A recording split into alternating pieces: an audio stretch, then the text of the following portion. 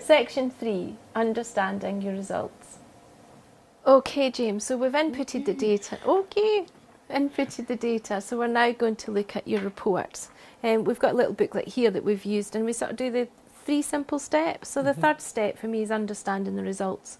And what does that report tell you that you can take forward and do something different with your business? You know, highlight your strengths and weaknesses. So we'll just have a little look at the reports that we've just on the farm that we've just put in. So yeah, view reports. And go into your, choose your farm. And onto reports. So individual reports. This screen's going to change. It's going to there's still work going on in the background just now. So your enterprise category. If we have a little look at the combinables, maybe just now.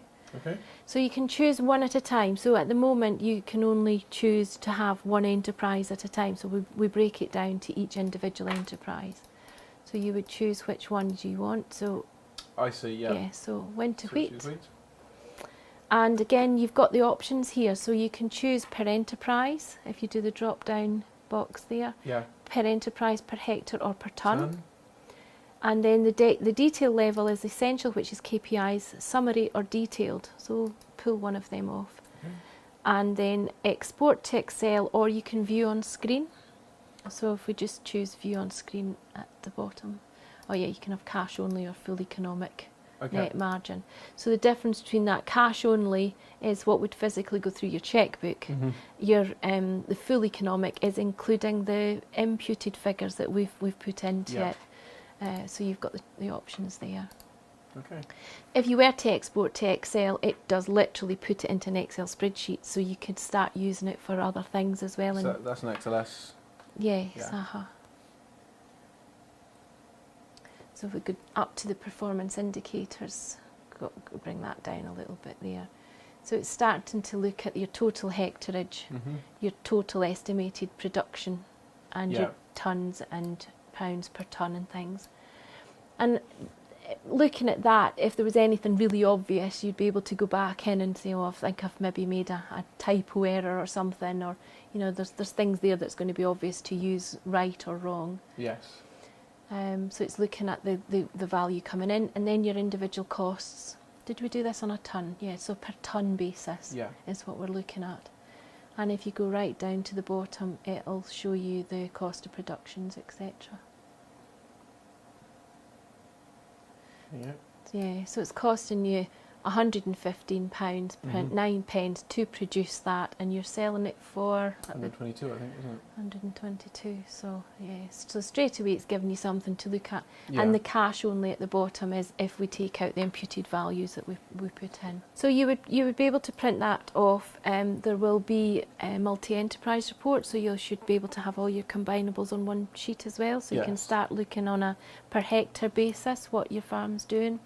And that sort of thing. So that's the individual side of things. So I think it's really important that you understand your business on an individual thing as well. But you're also part of a benchmarking group that you do. And have you done your recent harvest on that, James? Yes, so we had our feedback meeting last week, and I'm part of 2 groups, just because where I am geographically. And it's such a rewarding experience for me to do. Every meeting I go to, I come out of really sort of enthused by what we've discussed and what we've learned, and you know, it's nice to have take-home points as well from that. And certainly this year, it's really shown through those that are home saving seed, and I've always bought in my seed, apart from oilseed rape, and you can really see on there, immediately drill down into it, well, hang on, you're saving a considerable amount of tonne. It's all down to home sow seed. And how long have you been a member of these groups? How much? This is my 3rd year. Okay. And do you find now that you've gotten better results after 3 years than when you did after your first year of doing it? I'd love to say I have better results after 3 years. We are changing. Ultimately, certainly when you look at the cost per tonne, well, really either per hectare or per tonne, it all comes down to yield. Last year in particular was a very poor yield for us because of the dry weather.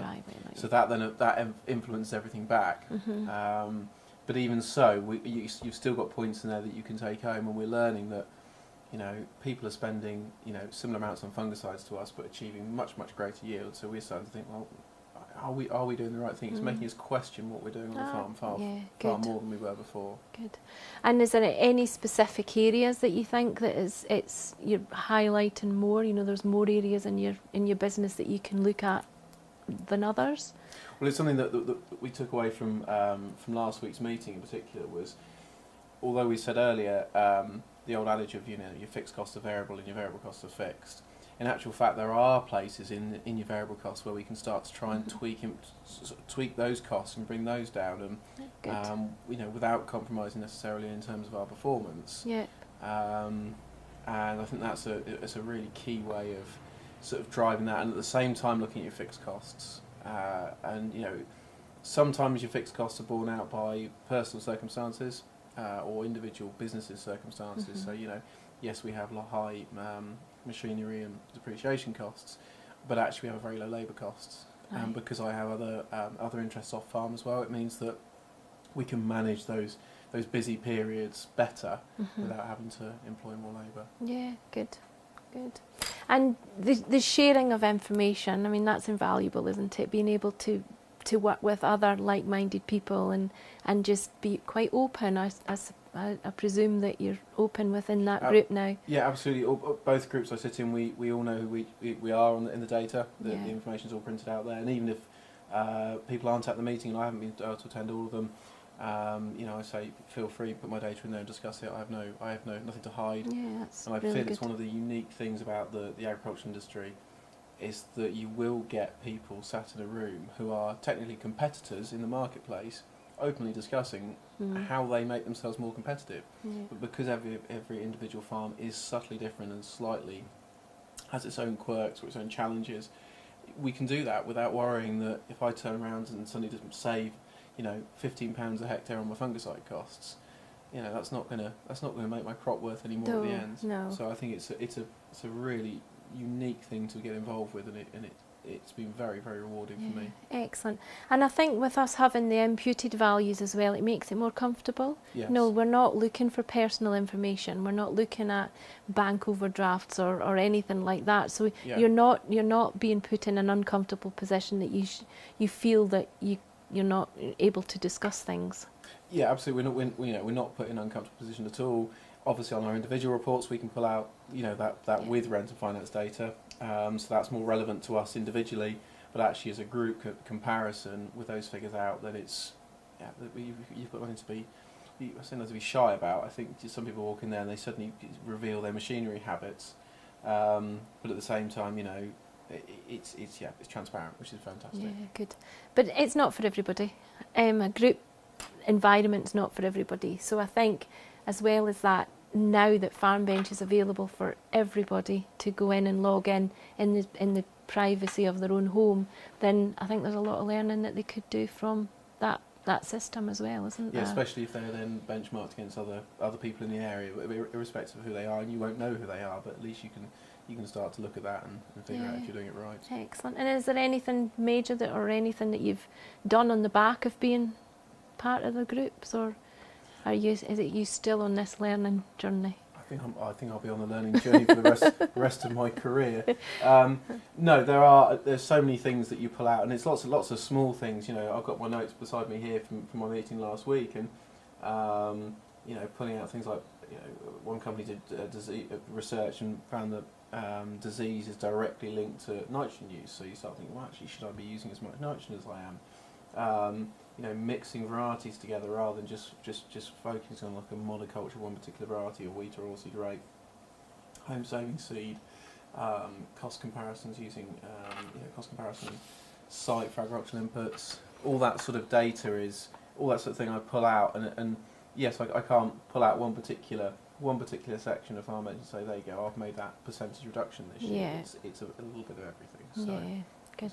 And we talk about the marginal gains, and that's exactly what it is. And I think that's where Farmbench comes in, breaking your business down into tiny little pieces that gives you that opportunity to just make a marginal gain. And if you could make a change in every single box that was on there, what a difference it would make to the bottom line. Yeah, where possible. Yeah, I quite agree. Right, thank you, James. That was great, and I think we've done a super job between us, and I hope you've enjoyed it, and thank you very much for your time. And if you've any questions going forward about Farmbench, please do get in touch. Lovely, Doreen. Thank you very much indeed. You're welcome.